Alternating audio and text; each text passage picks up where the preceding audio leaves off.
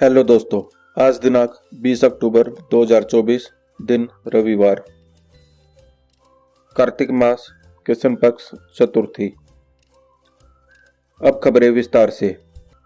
Indian airlines की 30 से ज्यादा फ्लाइट में शनिवार को बम होने की धमकी मिली। इसमें इंडिगो, एयर इंडिया, आकाशा, विस्तारा, स्पाइस जेट, स्टार एयर और एलायंस एयर शामिल हैं। पिछले एक हफ्ते में 50 से ज्यादा विमानों को बम की धमकी मिल चुकी है। ये सभी झूठी साबित हुई। झारखंड विधानसभा चुनाव के लिए भाजपा ने शनिवार शाम 66 उम्मीदवारों की पहली लिस्ट जारी कर दी है। इसमें झारखंड मुक्ति मोर्चा के नेता रहे पूर्व सीएम चंपाई सोरेन को सरायकेला से उम्मीदवार बनाया गया है। चंपाई ने इसी साल अगस्त में पार्टी छोड़ी थी। जम्मू कश्मीर को पूर्ण राज्य का दर्जा देने के प्रस्ताव को उपराज्यपाल ने शनिवार को मंजूरी दे दी। गुरुवार को राज्य के दर्जे की बहाली के लिए मुख्यमंत्री उमर अब्दुल्ला की कैबिनेट ने प्रस्ताव पास किया था। दिल्ली एनसीआर में शनिवार सुबह एयर क्वालिटी में काफी गिरावट देखी गई। एयर क्वालिटी इंडेक्स 300 पॉइंट को पार कर गया। सुबह आसमान में धुंध छाई रही और लोगों को सांस लेने में भी परेशानी महसूस हुई। उधर यमुना नदी में जहरीला जाग लगातार दूसरे दिन भी नजर आ रहा है। कांग्रेस नेता राहुल गांधी ने शनिवार को रांची के शौर्य सभागार में संविधान सम्मान सम्मेलन को संबोधित किया। उन्होंने कहा, जब भाजपा के लोग आदिवासी को वनवासी कहते हैं तो वे क्या करने की कोशिश कर रहे हैं।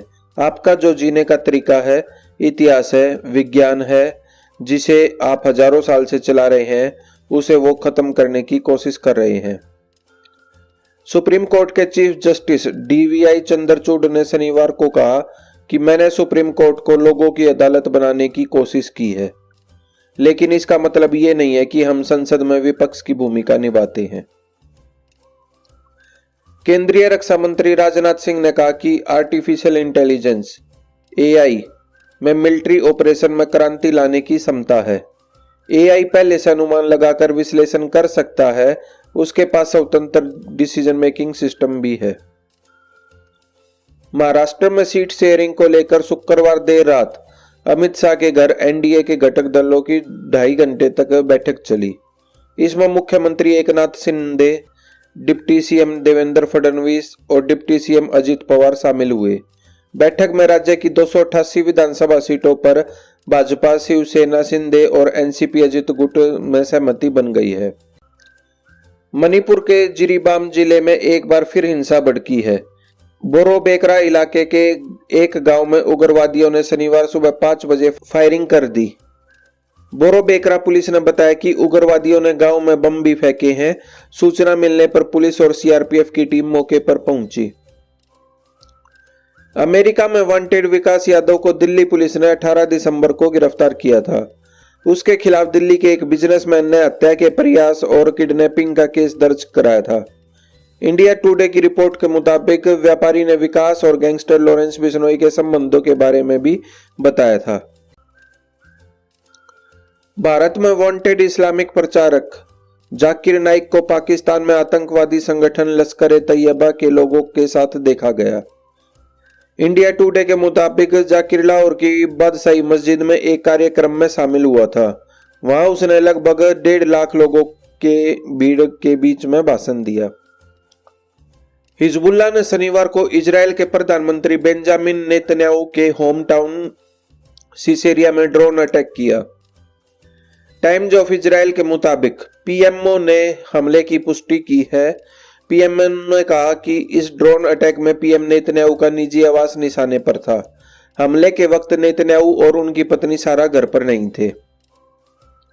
बांग्लादेश की अंतरिम सरकार में कानून मंत्री आसिफ नजरुल ने शुक्रवार को कहा कि अगर भारत पूर्व पीएम शेख हसीना के प्रत्यर्पण से इनकार करने की कोशिश करता है तो इसका कड़ा विरोध किया जाएगा।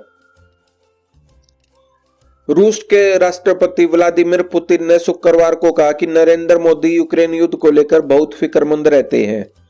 न्यूज एजेंसी एएनआई के मुताबिक रूस में ब्रिक्स के शिखर सम्मेलन से पहले मीडिया ब्रीफिंग में पुतिन ने कहा कि जब भी उनसे बातचीत होती है वे हर बार इस मुद्दे को उठाते हैं और अपने विचार रखते हैं।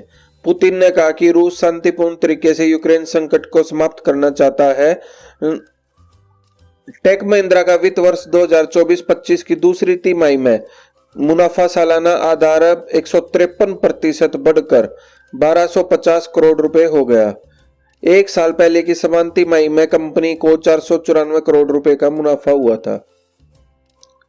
देश के सबसे बड़े प्राइवेट बैंक HDFC का जुलाई सितंबर तिमाही में स्टैंड अलोन नेट प्रॉफिट यानी शुद्ध मुनाफा सालाना आधार पर 5% बढ़कर 16,821 करोड़ रुपए रहा। पिछले साल की समान तिमाही में यह 15,976 करोड़ रुपए था। रोहतक के IMT एरिया में भिवानी के युवक को अज्ञात कारणों के चलते गोली लगने का मामला सामने आया है, जो बर्थडे पार्टी में गया हुआ था। गोली लगने से घायल युवक को रोहतक PGI में भर्ती करवाया गया है। चंडीगढ़ में पंजाब यूनिवर्सिटी के प्रयोगशाला एवं तकनीकी स्टाफ एसोसिएशन ने अपनी लंबित मांगों को लेकर विरोध प्रदर्शन तेज कर दिया है। एसोसिएशन के अध्यक्ष ने बताया कि 22 अक्टूबर से 25 अक्टूबर तक सभी कर्मचारी काले बैज पहनकर शांतिपूर्ण विरोध करेंगे, जबकि 28 अक्टूबर से लैब का पूर्ण बहिष्कार किया जाएगा। राजस्थान के 18 लाख से ज्यादा युवाओं के लिए अच्छी खबर है। राजस्थान सरकार ने समान पात्रता परीक्षा सेकेंडरी लेवल के स्टूडेंट्स को बड़ी राहत दी है। अब समान पात्रता परीक्षा में हिस्सा लेने वाले अभ्यर्थी सरकारी बसों में फ्री में सफर कर सकेंगे। इंदौर के यात्रियों ने शनिवार सुबह नागपुर एयरपोर्ट पर जमकर हंगामा किया। बताया जा रहा है कि यात्रियों को नागपुर एयरपोर्ट पर इंडिगो एयरलाइंस द्वारा एक्सपायरी बिस्किट दिए गए।